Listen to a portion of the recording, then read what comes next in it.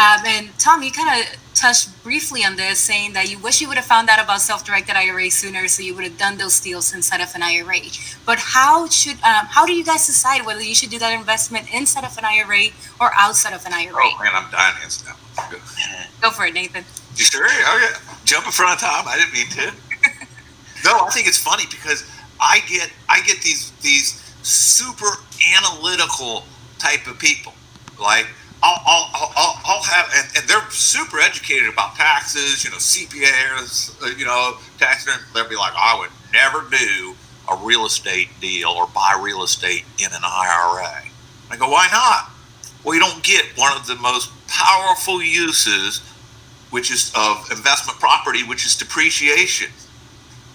And I gotta give him the confused answer, Tom. I gotta go, well, Mr. Smart Guy, I know that's true, but here I have this problem.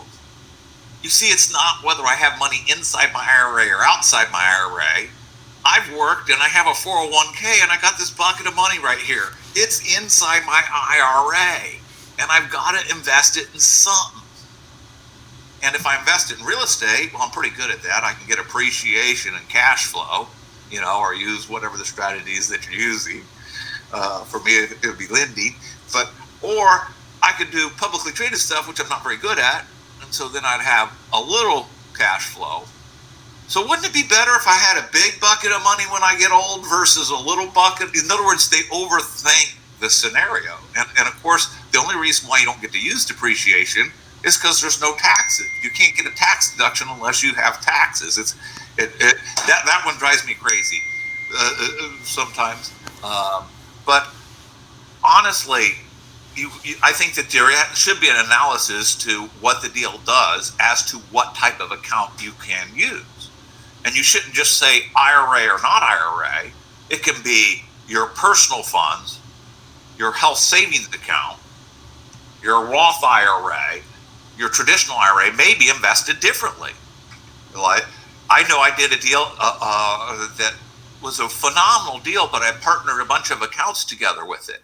And it ended up being a very long-term deal. Well, one of the accounts was my niece's, who by the time, by the way, the deal's still going on, and it was a Coverdell education account, and she's, already out of college. You get what I'm saying? It was the wrong timeline, though it was a good deal. So I'll turn that over to you, Tom. There's my 2 cents real quick.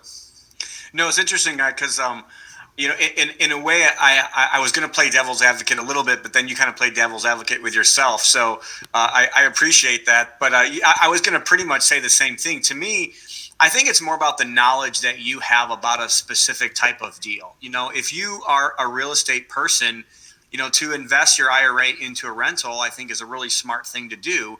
But if you're not really a real estate person, and maybe you'd really rather stay on the paper side and you understand the note part of it, then maybe you probably ought to be focused more on that. I mean, to me personally, if I understand many different things and I have a bunch of different options, and I'm like a candy with a, I'm like a kid with in the candy store, and I've got a lot of different options and I understand them all, and I think I can add something to each one of them. I would just say, like, I want to deploy all my money in my IRA first, and then I just, then I'm deploying money outside of my IRA. So to me, it's more about getting all the money deployed in the IRA first.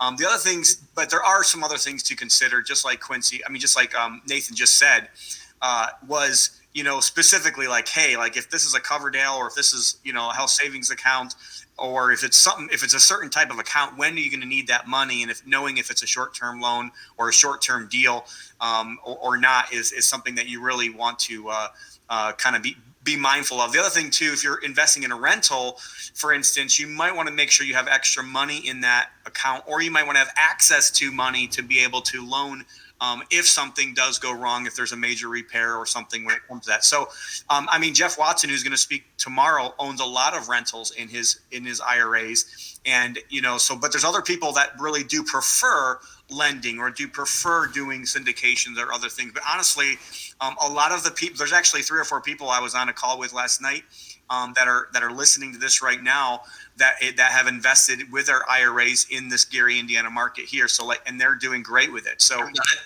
yeah, so it's definitely something that you should be doing and you should be considering. But really, anything that you can do in an IRA is something that you should be considering, but you really ought to know something about it first. I would tell you, don't focus on the due diligence first. Focus on understanding and having knowledge in that specific type of investment before you work. Everybody talks about due diligence. Yeah, everybody talks about due diligence, but I actually feel like there's a knowledge base that you have to have in order to even do the due diligence, because you can do all the due diligence you want, but if you don't really know what to look for and the knowledge of what should be. I will tell you, adequate help is much cheaper before you do the deal than adequate help after you do the deal. Absolutely. So to me, it is really all about the people that are behind the deal, and that's one of my favorite things about IRA investing, is because it almost forces you to do stuff with your friends.